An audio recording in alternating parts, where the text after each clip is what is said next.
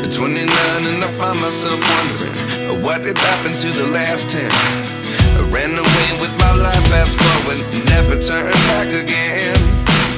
It's kind of funny that the more we pass time, the more we need to set the rewind.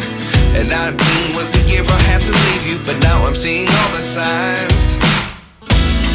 Is this really happening? I can't believe it's true.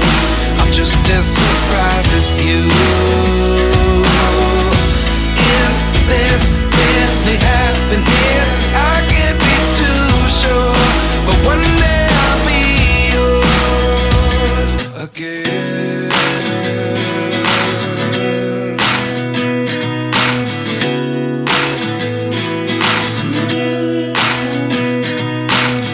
Life lessons come one in a dozen. The other 11 give something from nothing. I sit here looking for an answer. Maybe the biggest question was in the last chapter. You gave me the soul I have today. Without you I never could have moved away. But now I see what you teach. I do believe I always should have stayed.